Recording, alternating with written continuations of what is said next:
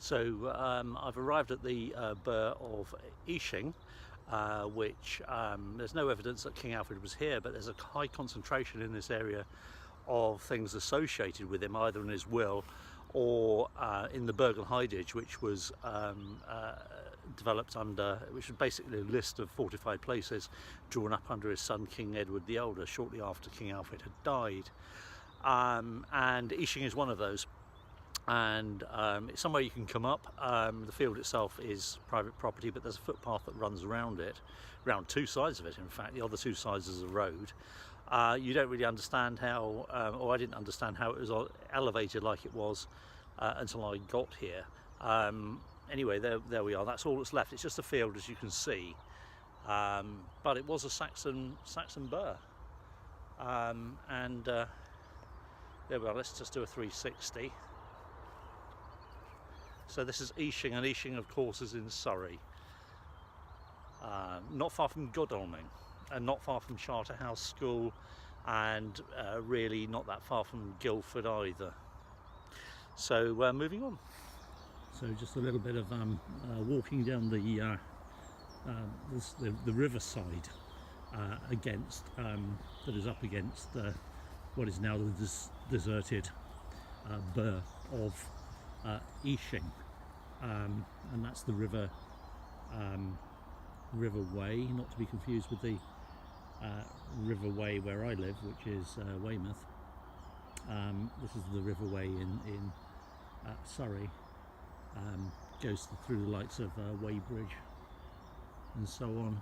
And if we look up here, that's the delimiting bank of the burh, and the famous Ishing bridges crossing two branches of the River Way.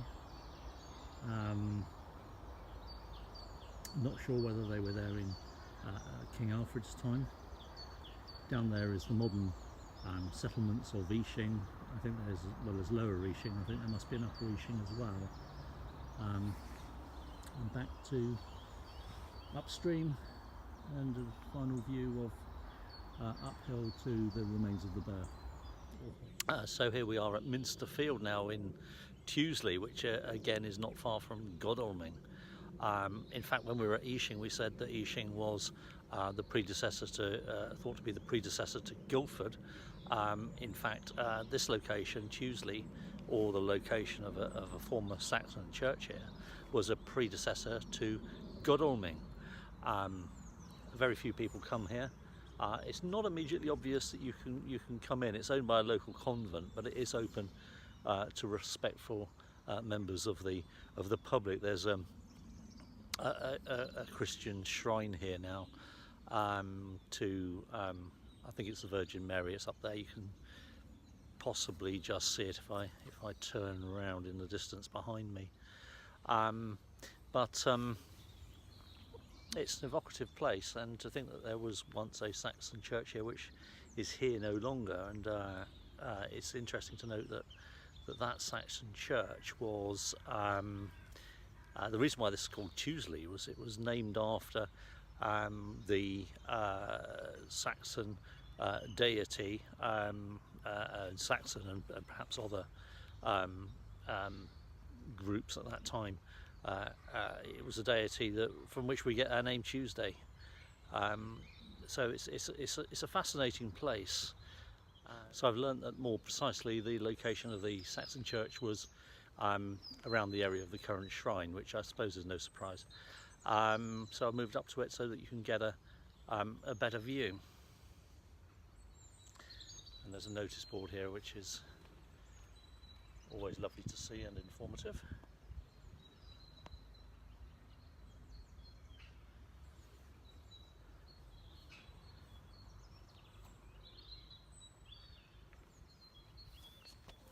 So this is the shrine, and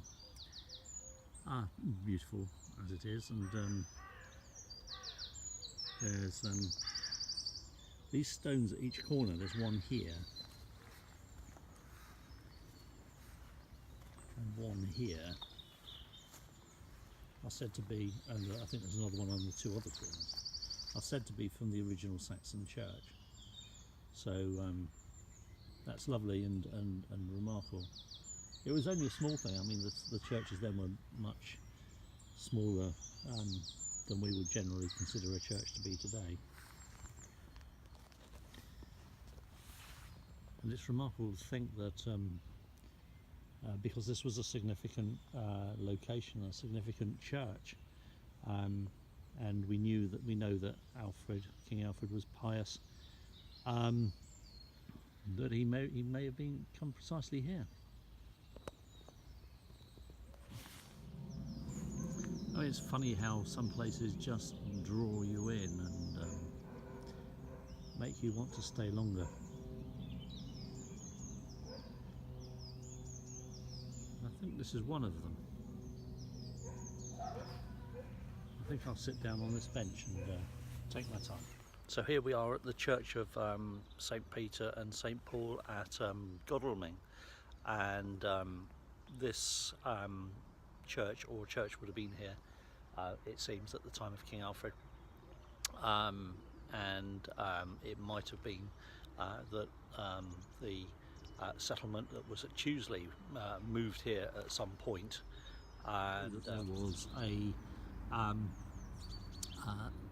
royal site here in King Alfred's time, and but we're not sure precisely where it was, and it seems as though it must have been around the area of the church, and I would say on the other side of the church from where I'm standing, possibly, or even here, or generally around this church, would have been the site of the royal palace. As I say, we don't know for sure, and we can't be absolutely sure that King Alfred was here, but as I've said elsewhere, there is a bit of a concentration of things associated with the Saxon period of that time. On Bridge Street in Godalming by Waitrose, and the only reason I'm here is because this is another site for the Roman Anglo-Saxon royal residence, and I think that's based on the fact that some Anglo-Saxon plot was found, or quite a bit of Anglo-Saxon plot was found when they developed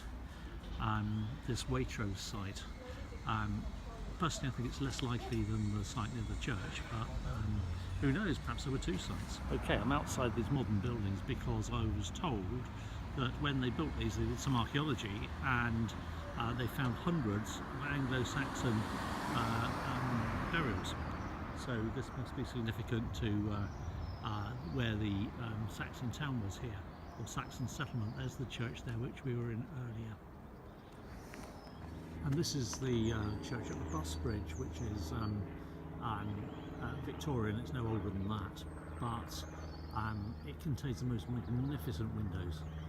It's a lovely church otherwise, but it contains the most magnificent windows, and one of them is of King Alfred. There's lots of saints and other windows. There's even a window of Amiens, First World War, and it's worth coming here just to see the windows. Lovely. So here I am at St Mary's in Guildford.